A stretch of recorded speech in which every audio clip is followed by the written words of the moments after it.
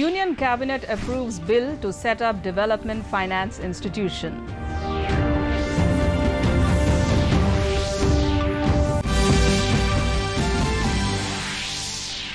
Assam election campaign gains momentum. Star campaigners of both BJP and Congress flock to the state.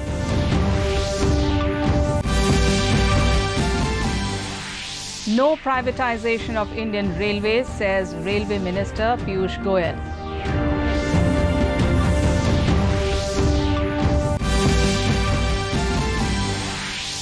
Mizoram Rajya Sabha MP appeals centre's intervention for restoration of peace in Myanmar.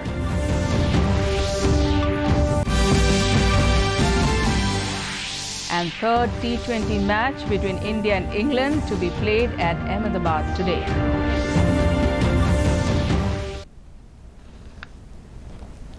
Good evening and welcome to the Northeast News. This is Joshna Borwa with the news in detail.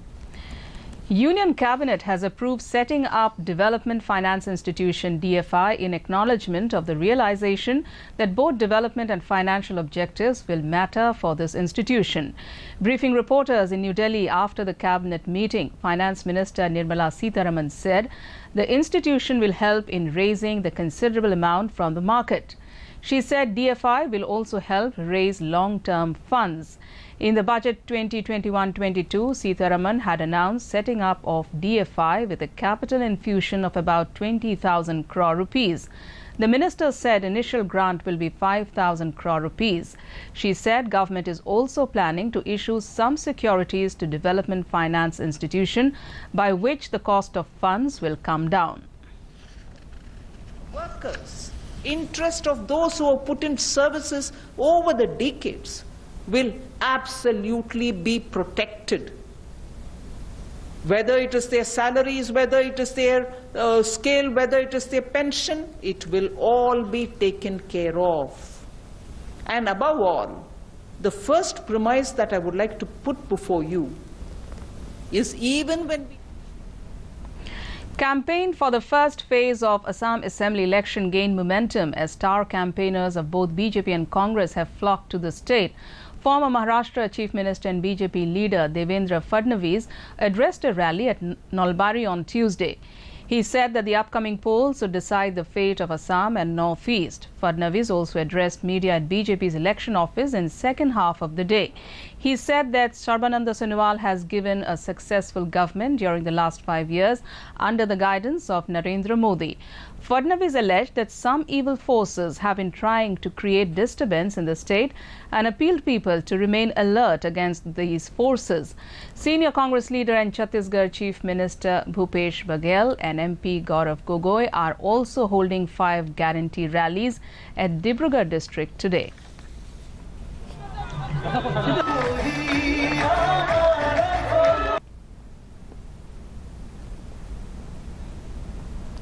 The government today reiterated that the railways will not be privatized. Railways Minister Piyush Goyal said railways is the property of the country and it will always remain so. Participating in discussion on demands for grants of the Ministry of Railways for 2021-22, Goyal said 2,15,000 crore rupees have been allocated for railways in 2021-22 budget. Stating that Indian Railways has become the growth engine of the country, Goyal said that if private players are investing in railways, it should be welcomed in the country's interest. He said private sector will bring them efficiency and will also give momentum to the wheels of the economy. The minister said when the country celebrates 75 years of independence in 2022, both eastern and western dedicated freight corridors will become operational. Highlighting the works done by the ministry to provide convenient travel to passengers, he said Railways is planning to start 44 Vande Bharat trains across the country. Duarte Pacheco, president of the Inter-Parliamentary Union, said India's commitment towards implementation of sustainable growth models has been exemplary and is now shared by many democratic countries around the world. Addressing Indian parliamentarians in the Central Hall of Parliament today, Pacheco said both India and Portugal share deep relationship based on common grounds of parliamentary democracy. He said India is, in all levels from local to national, looking to be more inclusive with active participation from women and youth. The IPU president said that India, the largest democracy of the world, is known to respect convictions, both political and religious, of every person. Talking about the global pandemic of COVID-19, Pacheco thanked Indian leadership for reaching out to many countries across the world, ensuring supply of COVID-related drugs and vaccines. माननीय प्रधानमंत्री महोदय, केंद्रीय मंत्रिमंडल के माननीय सदस्यगण, शिष्टमंडल के माननीय सदस्यगण, उपस्थित विभिन्न देशों के Minister of State for Finance Anurag Thakur has said that the government is fully geared up to check inflation and tackle any situation of shortfall in farm produce.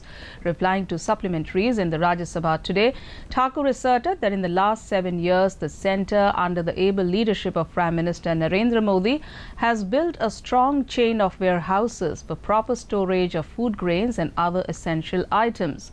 He said that the inflation that is used to hover in double digits prior to 2014 has been efficiently checked in the current regime. Highlighting the commitment of the centre regarding doubling farmers' income in the country, Thakur emphatically asserted that increasing the MSP significantly for oilseeds and pulses has brought a turnaround effect. But that has to be done by the banks, like furnishing of the bank guarantees and the banking business and all that, sir. So now the honourable member has said. Time now for a short commercial break. More stories to follow. Stay tuned.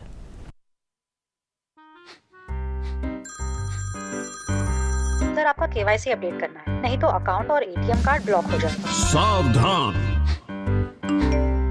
सावधान। 2.5 करोड़ का इनाम मुझे। देखिए, अनजाने calls, फर्जी emails, links और जाली app से अपना पिन, OTP, पासवर्ड कभी भी किसी के साथ शेयर न करें। आप रहेंगे सावधान तो नहीं होगा नुकसान। RBI कहता है, जानकार बनिए, सतर्क रहिए। Welcome back. Mizoram Rajya Sabha MP K. Vanlal Vena appealed the centre to intervene for restoration of peace in trouble-torn Myanmar. Addressing the House at 0 hour today, Mizoram MP K. Vanlal Vena said that in the wake of Janta taking over the government in Myanmar and the protest, a large number of people have taken refuge in Mizoram. He said that the centre should expeditiously act to assist the state government in the refugee crisis. Earlier, Union Ministry of Home Affairs has asked the government of Mizoram, Nagaland, Arunachal Pradesh and Manipur that the state governments have no power to grant refugee status to any foreigners. As being said, Rajya Sabha MP asked the central government to change the order. Please. In the state of Mizoram, अभी नहीं जाना, due to the protests against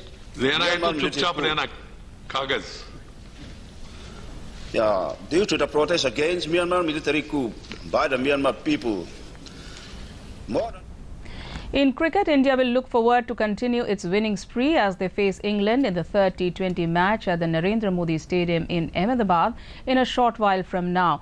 Powered by a fearless half-century on debut by Ishan Kishan, India made a roaring comeback in the second T20 on Sunday and defeated England by 7 wickets to level the series. Till reports last came in, England won the toss and decided to field.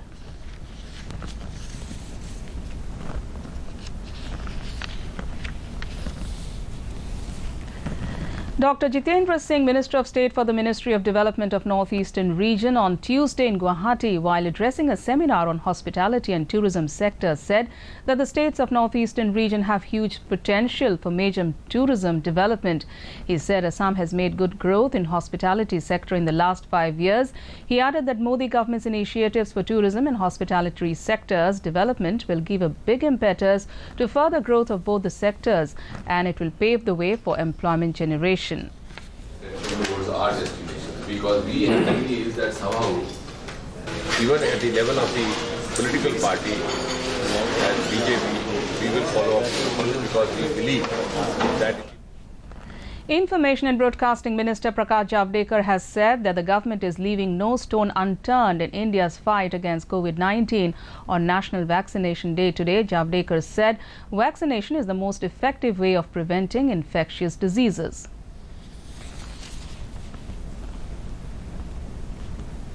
India is scaling peak after peak in its COVID-19 inoculation drive. Health Ministry said more than 30,39,000 vaccine doses have been administered yesterday, which is the highest so far. It said vaccination of beneficiaries above 60 years touched 1 crore within 15 days.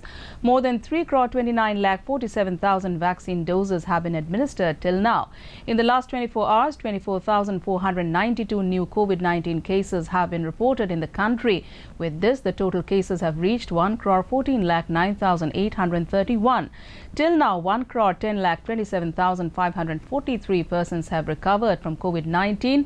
Health Ministry said 131 deaths were reported in the last 24 hours.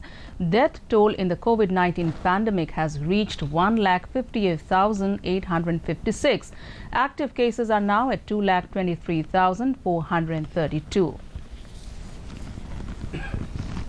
In the COVID update from the Northeast, Assam reported 265 active cases, 2,15,106 discharged cases, while the death toll is 1,099. There is one active case in Arunachal Pradesh, followed by 16,783 released cases. The dead account for 56. With 24 active cases, Manipur has reported 28,916 cured cases, while tally for the dead is 373. Meghalaya has 29 active cases, followed by 13,820 released cases. The tally for the dead is 148. In Mizoram, number of active cases is 12, while cured cases stand at 4,417. The number of deaths is 10. Reporting 14 active cases, Nagaland has logged 12,120 discharged cases, while the death toll is 91. Sikkim has 41 active cases, followed by 6,800 cured cases. The dead account for 135. Saddled with 20 active cases, Tripura has logged 33,029 released cases, while the tally for the dead remains 391. Chief Minister Conrad K. Sangma told the State Assembly on Monday that a total number of 95 arrests and 146 cases were filed in the last few months in connection with illegal coal mining and its transportation. Replying to the question raised by Congress MLA from West Shillong, Mohindro Rapsang, during the question hour, Sangma said that the government is making all efforts to curb illegal coal mining in the state. The Chief Minister added that the government was very clear with its stand and does not support any illegalities. The two-day nationwide strike called by the United Forum of Banks saw all public sector banks keep their shutters down from Monday as staff joined the strike. In Assam and other states of the northeastern region, the impact of the strike was quite visible. On Tuesday, bank employees staged demonstrations at 6 Mile area in Guwahati. For more updates, viewers can also watch our bulletins and other programs on our YouTube channel, DD News Guwahati.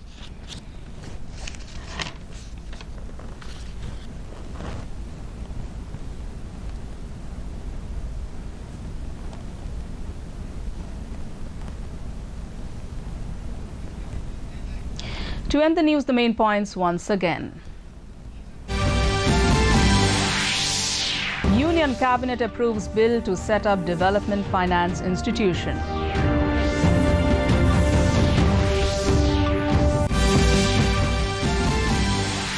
Assam election campaign gains momentum. Star campaigners of both BJP and Congress flock to the state.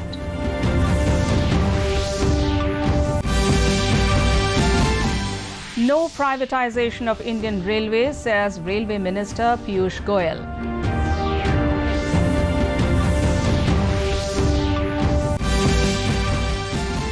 Mizoram Rajya Sabha MP appeals centre's intervention for restoration of peace in Myanmar.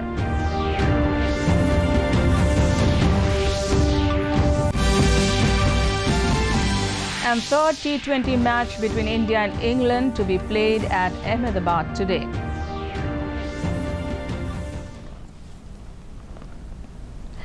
Before taking leave, viewers are reminded to maintain physical distancing, regularly sanitize hands and frequently wash hands with soap. Remember to wear a mask properly and join the Mask Up India campaign by Doordarshan to defeat the pandemic. Mask Up India. And that's all in this bulletin. Thanks for watching. Namaskar.